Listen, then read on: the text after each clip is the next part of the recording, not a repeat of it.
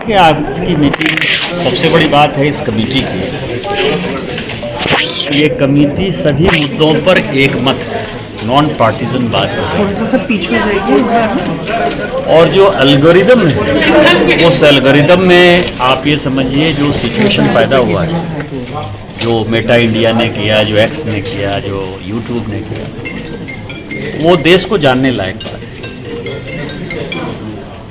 कि BJP, Congress, Samajwadi party, आम आदमी पार्टी सभी के यदि एल्गोरिदम में व्यूअरशिप को देख लीजिए तो वो व्यूअरशिप जो है केवल 23 मिलियन, और जो न रजिस्टर्ड पार्टी है न रजिस्टर्ड एनजीओ है, स्ट्रीट पर किसी तरह के बहकावे में है, उसका जो एल्गोरिदम है वो 27 मिलियन। सभी पॉलिटिकल पार्टी मिलकर 23-24 मिलियन पर है, वो अकेले वहाँ है। अभी एंटी रिजर्वेशन एक फोरम बना है 5-6 दिन पहले, वो 7 मिलियन पर। और उसका कारण है कि इनकी एक पॉलिसी है कि ये नए लोगों को तरजीह देंगे तो पुराने लोगों को तरजीह नहीं देंगे।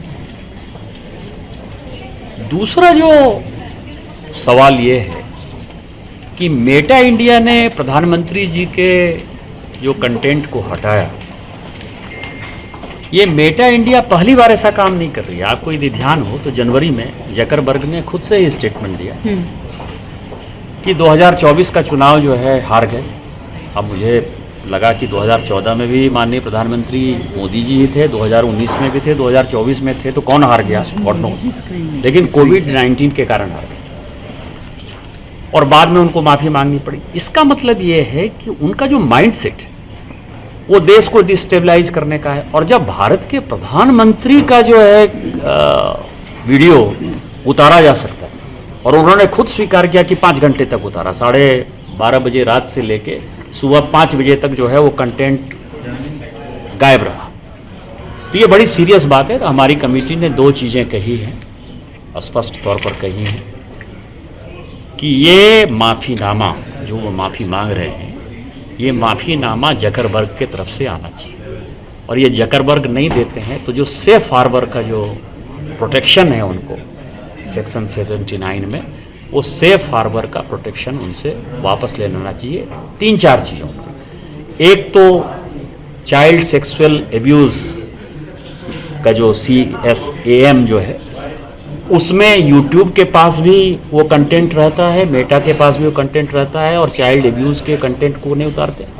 महिलाओं के कंटेंट का वो उतारते नहीं है। भारत सरकार के ये दोनों नियम बड़े सख्त हैं, और उसके ऊपर ये होम मिनिस्ट्री की भी बात नहीं मानते हैं, IT मिनिस्ट्री की भी बात नहीं मानते हैं सभी। तो हमने कहा है कि इन सारे चीज़ों में और कई एक चीज़ों में, आपको पता है कि तेलंगाना की जो कांग्रेस सरकार है, वहाँ के चीफ मिनिस्टर ने मेटा इंडिया के ऊपर जो है FIR किया है, चीज़ें किया है। हमने कहा है कि इन सबों से सेफ हार्बर ख़त्म कर लीजिए। और एक और पॉलिसी चेंज करने की बात है कि ये पब्लिशर हैं कि इंटरमीडियरी हैं, क्योंकि जब इनके ऊपर अधिकार है, ये अपने अधिकार से किसी भी कंटेंट को बढ़ा सकते हैं, घटा सकते हैं, उतार सकते हैं, छोटा कर सकते हैं, बड़ा कर सकते हैं, कम्युनिटी नोट डाल देंगे जिसमें गाली गलौज आ जाएगा। और इनकी जो पॉलिसी है कि एब्यूजिव लैंग्वेज नहीं होना चाहिए, हरासमेंट नहीं होना चाहिए, जो पॉलिसी है उस पॉलिसी को नहीं मानते हैं। इन सारे चीज़ों से सेफ हार्बर हटाने की बात करनी चाहिए।